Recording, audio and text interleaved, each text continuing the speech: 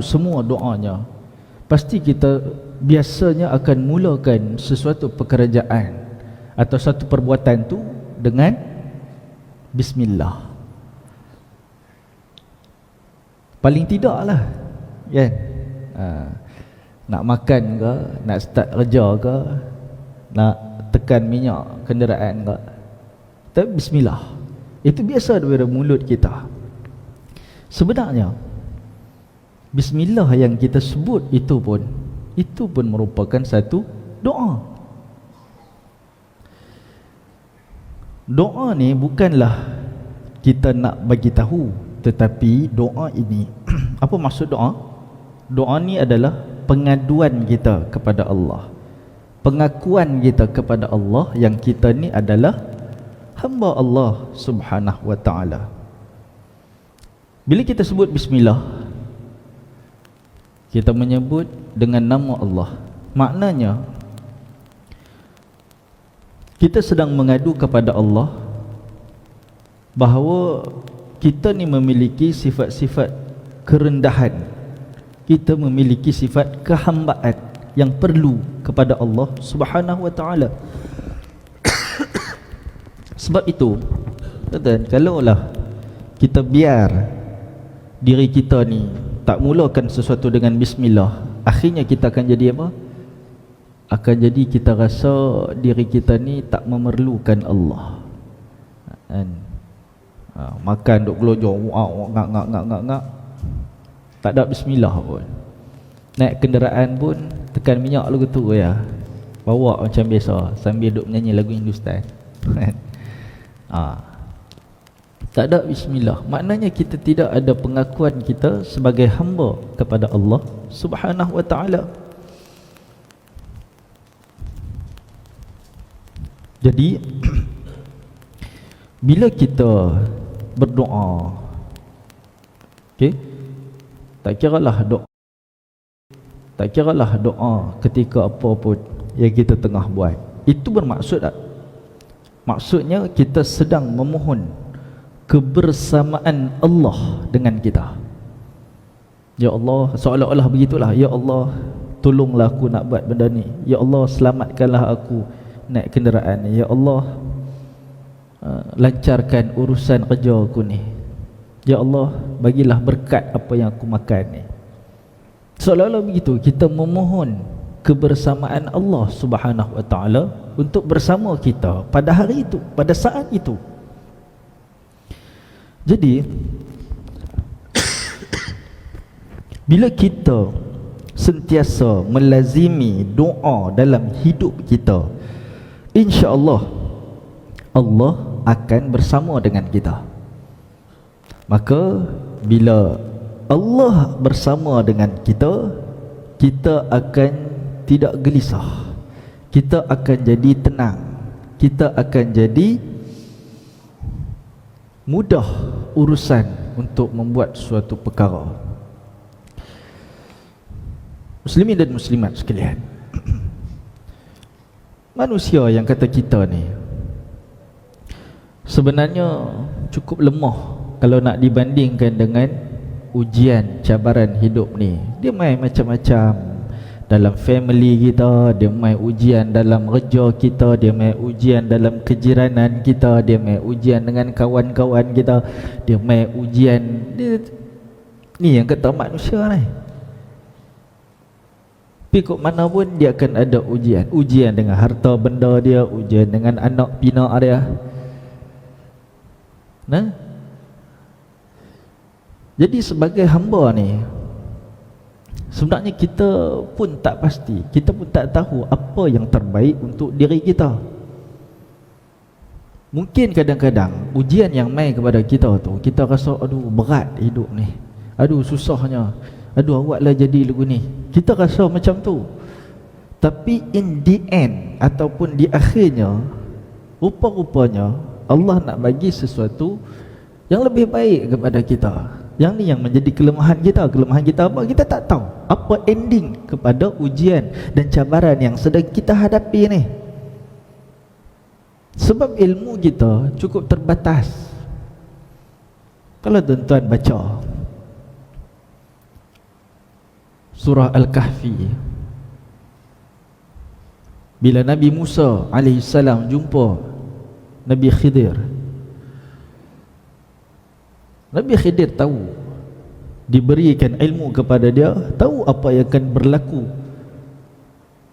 di atas tindakan-tindakan dia. Kan kita tahu antaranya dia buat apa? Dia bagi dilubangkan perahu tu. Sedangkan Nabi Musa tidak diberi ilmu tu. Jadi Nabi Musa persoalkan, awak nak pergi lubangkan perahu ni yang kita tengah naik ni. Nabi Khidir jawab sikit ya, aku dah cakap hantarkan sabak, dia kata. Kenapa? Ilmu manusia ni terbatas. Dia tak tahu apa yang akan berlaku pada masa akan datang.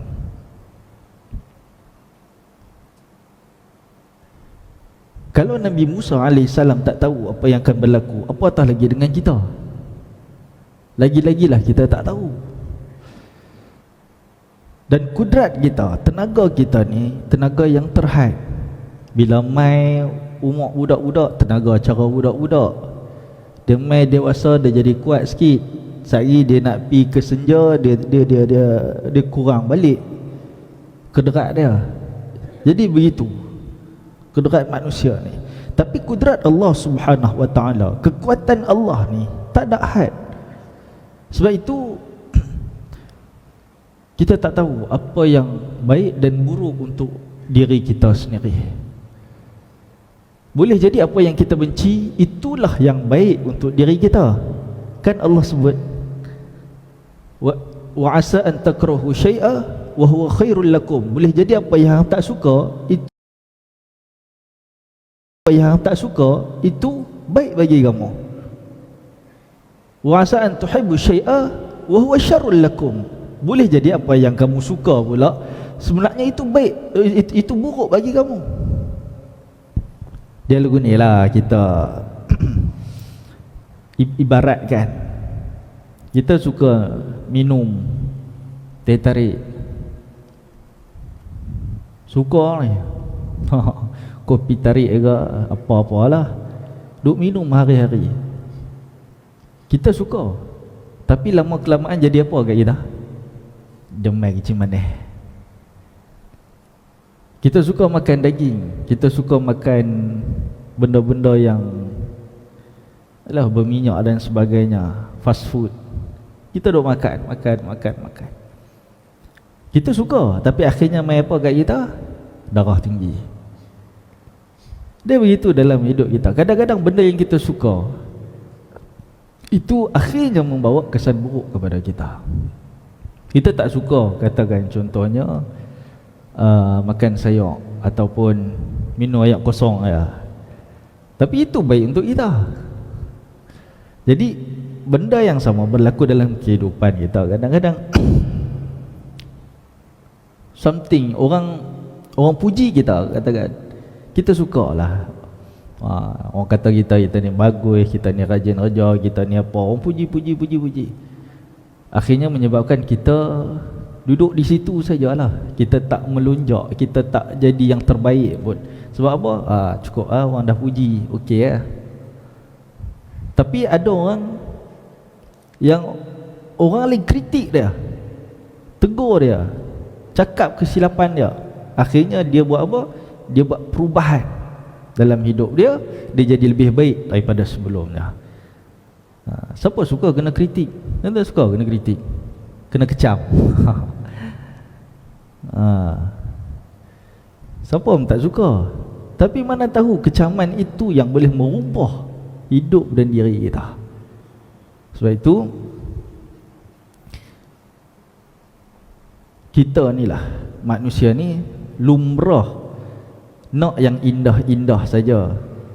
Tak maulah benda yang pedih, tak mau benda yang susahkan kehidupan. Jadi bila berlaku orang kecam kita, berlaku benda yang kita tak suka dalam hidup ni, yang berlawanan dengan kesukaan kita lah, maka jadinya kita ni akan apa? Akan gelisah. Gaji tak cukup, gelisah.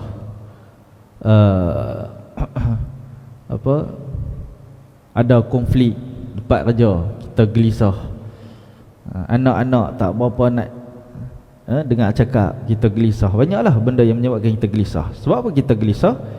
Sebab kita menghadapi something yang berlawanan dengan apa yang kita nak. Dan kita tak suka, sedangkan itulah takdir Allah Subhanahu wa taala kepada kita. Artinya masa tu kita tak pilih untuk bersahabat dengan takdir. Sebaliknya pilih untuk berkrisis dengan takdir. Boleh faham? Tiba-tiba Allah bagi kita sakit, kita jadi gelisah. Pasal apa? Kita tak mau, kita nak sihat. Tapi ditakdirkan kena penyakit, sakit kita ni. Jadi kalau kita tidak berdamai dengan takdir, itulah yang akan menyebabkan kita gelisah. Dan gelisah itu timbul bila kita memilih untuk berperang dengan takdir. Kita nak berlawan dengan takdir. Kita tak mau takdir itu kena pada kita. Kita tak redha Allah takdirkan kesusahan ataupun kesakitan itu kepada kita. Jadi pada masa itulah kita akan berperang dengan diri kita sendiri. Bukan saja berperang dengan diri kita, berperang dengan manusia lain pula. Dia boleh salahkan orang lain pula. Bahkan lagi teruk lagi, dia salahkan Allah Subhanahu wa taala. Apa Allah bagi aku jadi lagu ni? Kata. Ataupun disalahkan orang ni sebab dia ni lah jadi benda ni. Dia akan salahkan orang. Bahkan bukan juga dengan orang, dengan alam pun dia akan berperang juga. Apa tiba-tiba jadi tanah runtuh ni? Apa ni? Dia salahkan alam. Tuan-tuan tengok time yang nak kata manusia ni selalu berperang. Bila hujannya dia merungut kan. Alamak, hujan, tak boleh pergi mana-mana, dia kata. Sejuk. Sagi banjir lah, apa macam-macam ada merungut. Tapi bila panas pula dia merungut lagi. Aduh, panas pula, nak keluar pun tak selesa, kan? Sagi keluar dahaga, berpeluh apa semua, merungut gitu. Jadi manusia ni sentiasa berasa ada je yang tak kena. Hujan salah, panas pun salah. Ni ada orang macam ni? Ada sungguh-sungguh. Jadi dia akan berkrisis dengan alam yang diciptakan oleh Allah Subhanahu wa taala. Serba tak kena. Paling malang bila dia berperang dengan Allah Subhanahu wa taala. Dia menolak ketentuan Allah. Dia tak mau terima dan tak mau redha ketentuan Allah Subhanahu wa taala. Dan itulah yang akan meresahkan diri dia.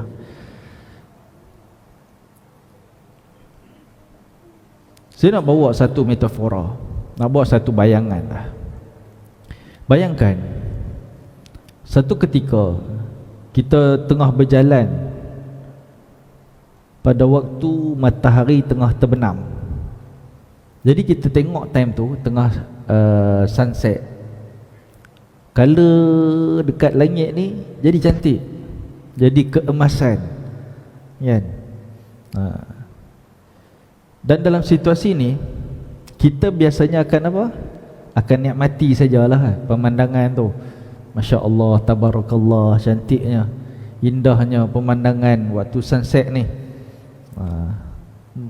Maha suci Allah, maha hebat Allah, kita puji Allah.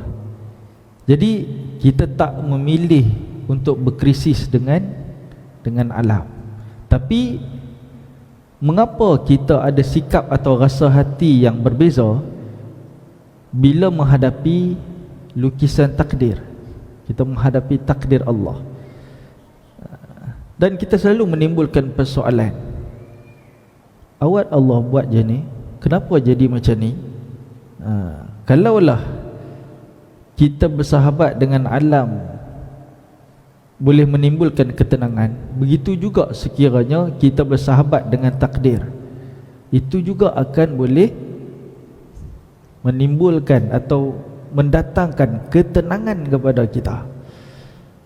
Sebab hakikat dia, alam tu pun ciptaan Allah, takdir yang kena kepada kita itu pun Allah yang tentukan.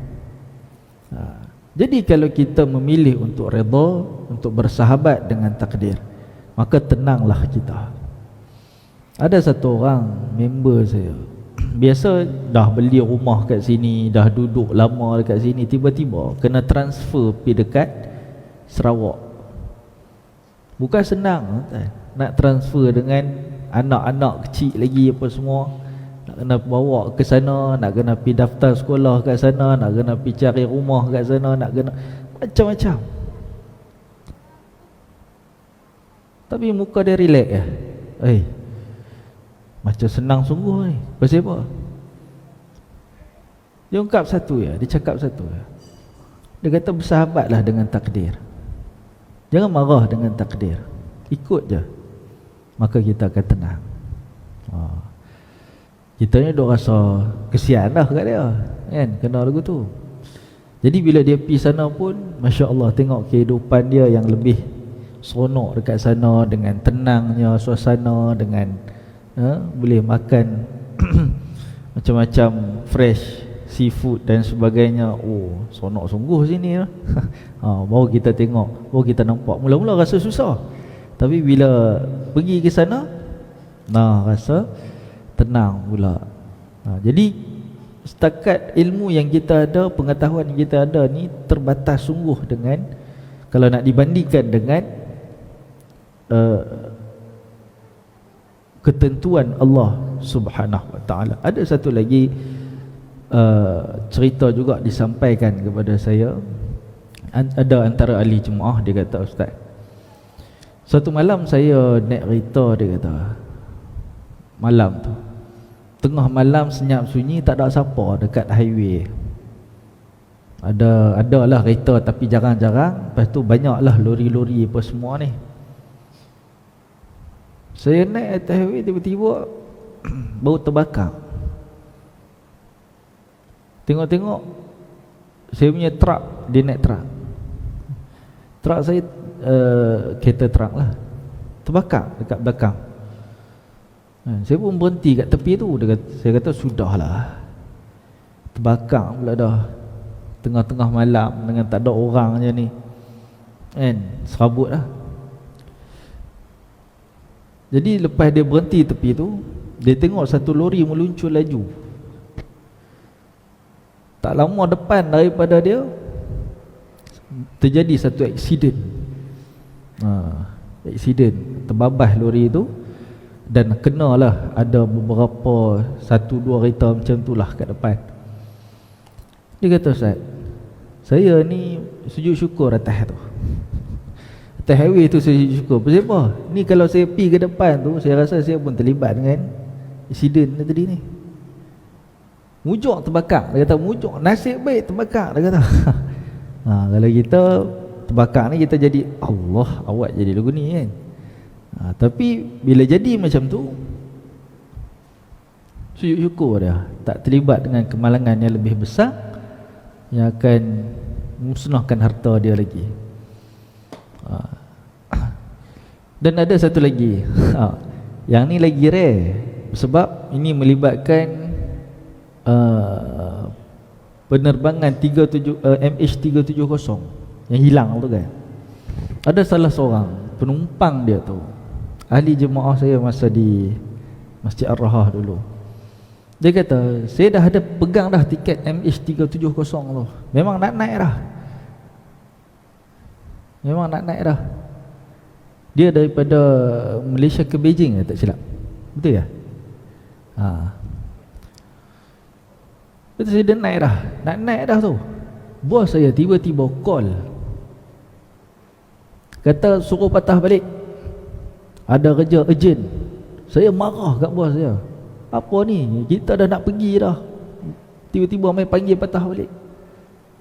Tapi kok mana pun tak apalah, dah bos panggil patah balik dah. Lepas tak berapa lama terbang tu, bila hilang marah dia tadi tak habis. Bila tahu benda tu MH370 tu hilang, dan teringat bos dia, pergi terima kasih kat dia, buat kenuri terus, buat kenuri. Sebab apa? Sebab tak naik atas MH370 tu. Sebab itu saya nak sebut apa, kadang-kadang takdir yang kita rasa buruk, kita rasa rimah, kita rasa teruk, rupa-rupanya ada sesuatu yang lebih baik sedang menanti kita. Sebab itu apa pun takdir yang sampai kepada kita, baik kita rasa rimah, teruk, berat, redha je lah. Dan kita sentiasa yakin bahawa Allah Subhanahu Wa Taala lebih tahu apa yang terbaik untuk diri kita.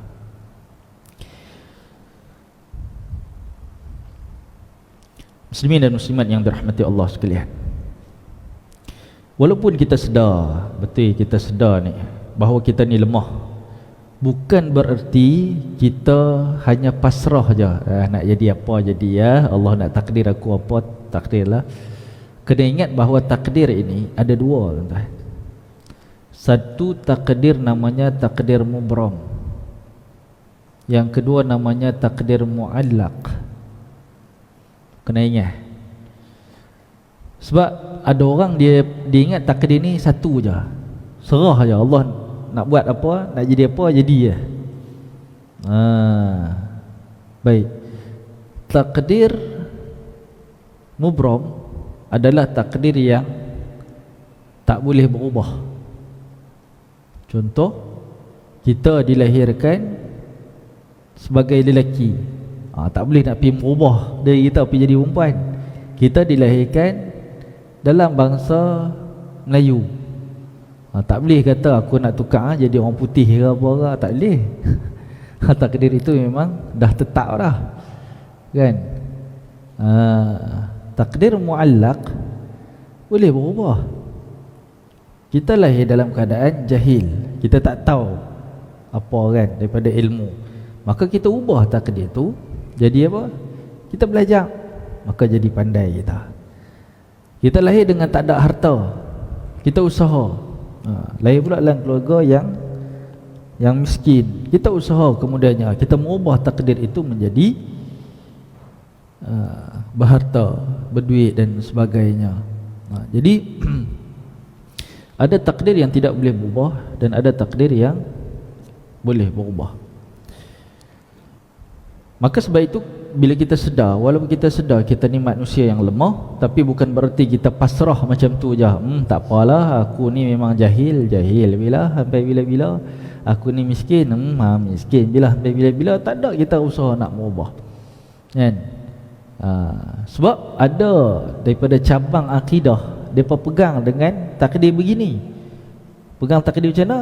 Tak apa, semua serah pada Allah. Kalau masuk neraka, adakah Allah nak mentakdirkan dia masuk dalam neraka? Tak. Allah tetap bagi pilihan dekat dia. Dia yang pilih diri dia untuk masuk dalam neraka dengan menjalani kehidupan ini penuh dengan dosa. Maka sebab itu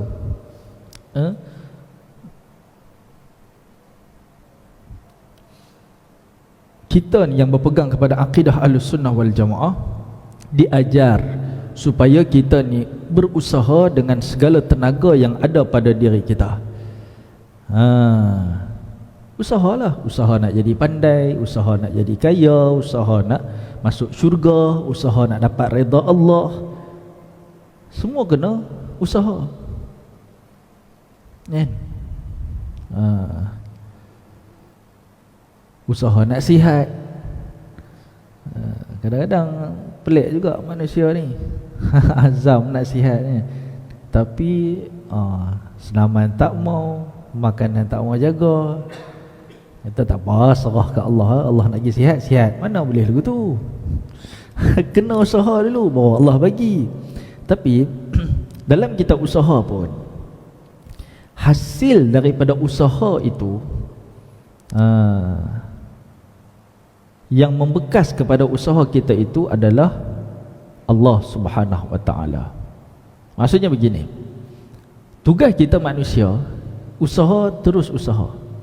Hasilnya sama ada jadi atau tak jadi, berjaya tak berjaya, itu Allah yang tentukan. Kena pegang sungguh yang tu.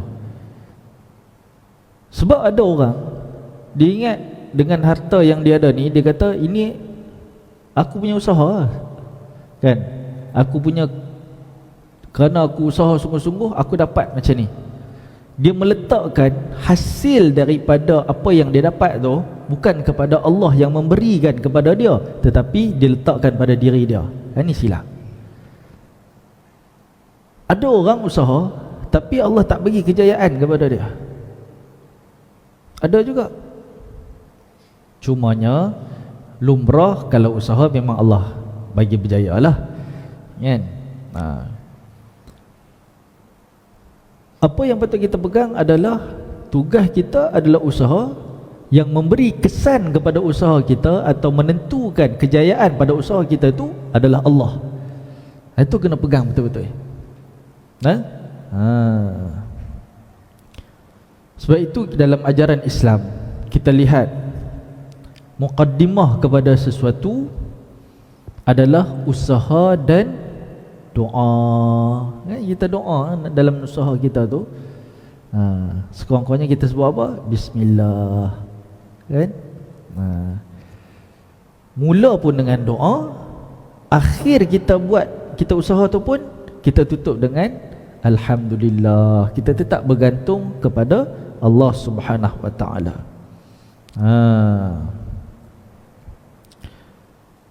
Dan inilah yang nak menunjukkan kita ni sentiasa bersama-sama dengan Allah. Sebelum kita usaha tu pun kita bismillah, tengah-tengah kita usaha tu pun kita minta doa kepada Allah agar menjadi apa yang kita tengah usahakan, dan di hujung tu pun bila dapat hasilnya kita kembalikan pujian kita kepada Allah. Alhamdulillah. Maka setiap daripada itu perjalanan hidup kita akan sentiasa bergantung dengan Allah Subhanahu wa taala. Apa kesan bila kita selalu bersama-sama dengan Allah? Apa kesan dia? Waktu berjaya, kita bersyukur kepada Allah Subhanahu wa taala. Kita ucapkan Alhamdulillah. Alhamdulillah, segala puji bagi Allah. Ucapan itu menafikan usaha kita, walaupun kita memang berusaha dengan tenaga kita, dengan akal kepandaian kita, tetapi kita berjaya kerana Allah yang menentukan kita berjaya.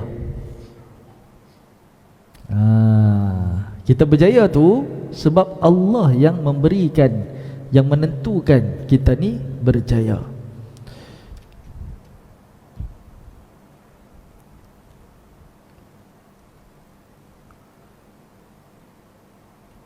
Ada masa ketika kita dah berusaha, sehabis baik dah kita usaha, disulami doa dengan tawakal kita dan sebagainya, jadi juga macam yang kita tak inginkan, tak berjaya juga.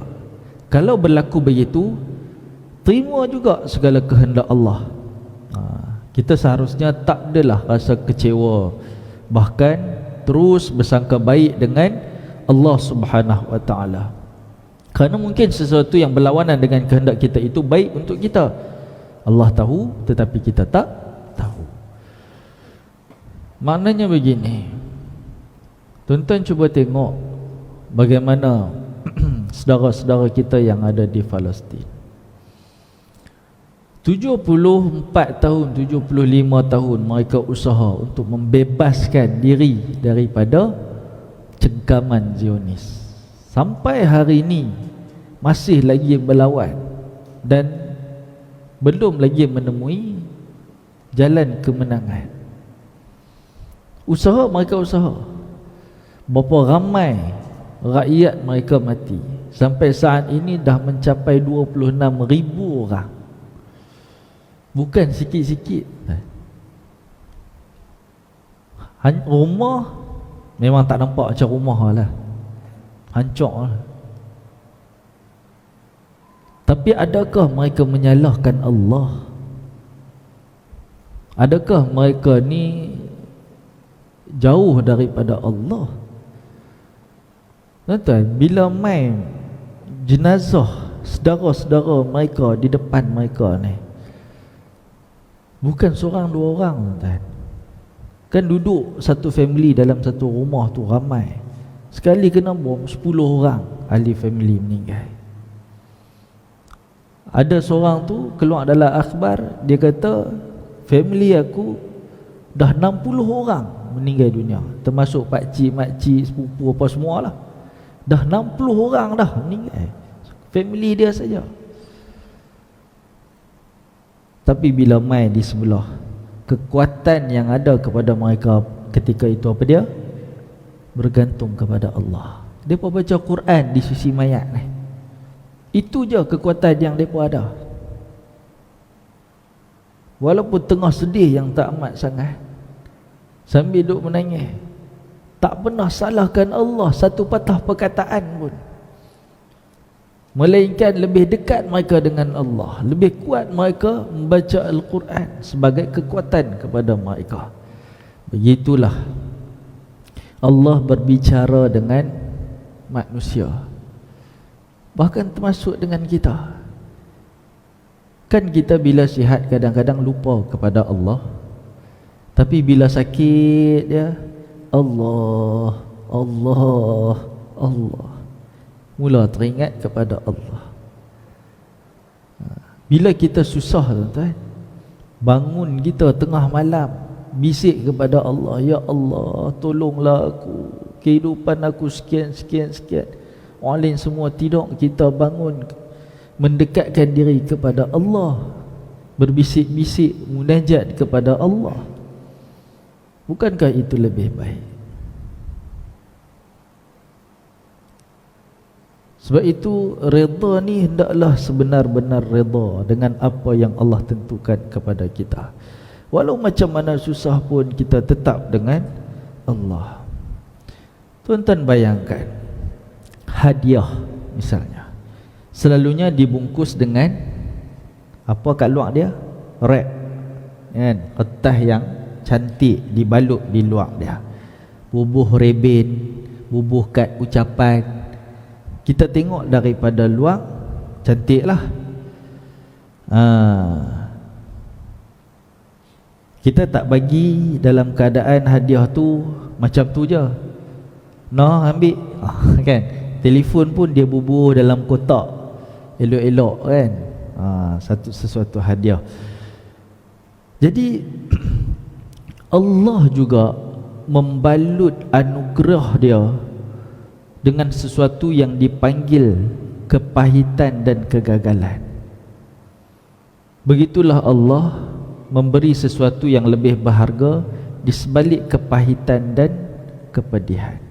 Maknanya hadiah tu yang cantik tu, kita sebenarnya nak pembalut yang cantik tu ke nak hadiah dalam dia? Kita nak hadiah dalam dia.